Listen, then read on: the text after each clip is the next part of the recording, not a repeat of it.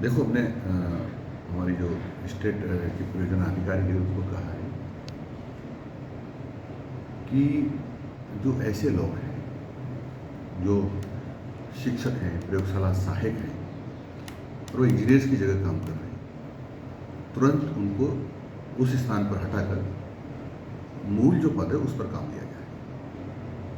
इसी प्रकार से कृषि विभाग के अधिकारी जो निर्माण कार्यों में लगे हैं, जैसे पीडब्ल्यू के अधिकारी काम करते हैं वैसे निर्माण कार्य वो भी कर रहे हैं, तो वो योग्यता नहीं रखते हैं। इसलिए ऐसे लोगों को भी वहाँ से हटाया जाए और उसकी जगह पर जो सिविल कार्य में दक्ष है, जिन्होंने उसमें इंजीनियरिंग किया हुआ है, ऐसे लोगों से ही काम लिया जाए। इससे कितना और ये भी हमने कहा है कि हम जो हमारे यहाँ निर्माण होगा उसको थर्ड पार्टी से आकलन करवाएंगे, असेसमेंट करवाएंगे, ताकि पता चल सके कि ये जो काम हुआ है ये वास्तव में ठीक है या नहीं।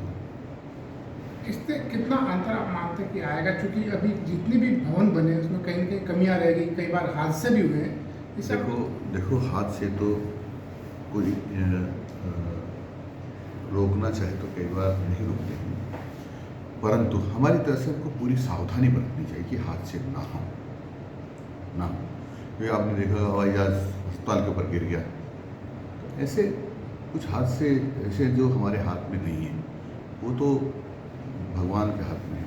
लेकिन हमारा विभाग ये पूरी कोशिश करेगा कि ठीक निर्माण हो, क्वालिटी ठीक हो और जितनी उसकी अवधि अधिकतम अवधि हो तब तक वो गिरना नहीं चाहिए, जर्जर नहीं होना चाहिए। और इसीलिए हमने जो आगे निर्माण होने वाले हैं उसमें हम ये तिथि तक लिखने की तैयारी हम कर रहे हैं कि इसका निर्माण कब हुआ है और अधिकतम अवधि, यानी जैसे कि आपने दवाइयों पर देखा होगा एक्सपायरी डेट लिखी होती है, मैन्युफैक्चरिंग डेट और एक्सपायरी डेट, इसी प्रकार से हम पे लिखेंगे। सरकारी एजेंसियां जो कई काम करवाती है भवन निर्माण का, क्या उन्हीं एजेंसियों के थ्रू काम करवाया जाएगा?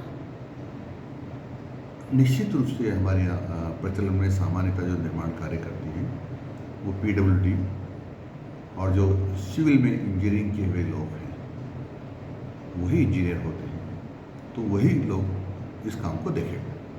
अभी कुछ स्कूल ऐसे हैं जो फॉरेस्ट की ज़मीन पर चल रहे हैं, वहाँ अगर काम करवाया जाए तो कहीं कहीं दिक्कतें आ रही है, उसको लेकर के कोई अभी हमारे पास ऐसी सूचनाएं नहीं है कि फॉरेस्ट की जमीन पर चल गए होंगे, पर यदि ध्यान में आता है तो फिर उस पर विचार करेंगे या वन विभाग से हम बातचीत करेंगे कि इसका क्या किया जा सकता है।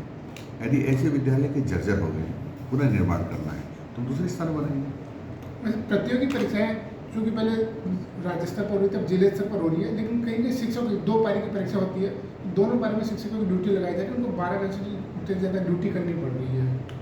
कहीं ऐसा कि एक पारी में ड्यूटी लगाई जाए शिक्षकों की। देखो, जहाँ हमारे पास पर्याप्त शिक्षक होते हैं वहाँ एक पारी में लग जाती है, जहाँ पर कमी शिक्षकों की तुरंत 2 पारी में लग जाती है। लेकिन हम कोशिशें करते हैं कि वहाँ अच्छे टीचर्स हों। कई बार होता है कि अच्छे टीचर्स की संख्या तो हमारे पास है, लेकिन हमको ऐसा लगता है कि ये काम नहीं कर पाएगा, ठीक काम नहीं कर पाएगा, तो ज़्यादा होते हुए हम कई बार नहीं लगाते। अच्छे लोगों को कई बार दो बार लगा देते हैं, क्योंकि ये बहुत सेंसिटिव मामला है परीक्षाओं का, इसलिए जिम्मेदार लोगों को ही लगाना पड़ता है।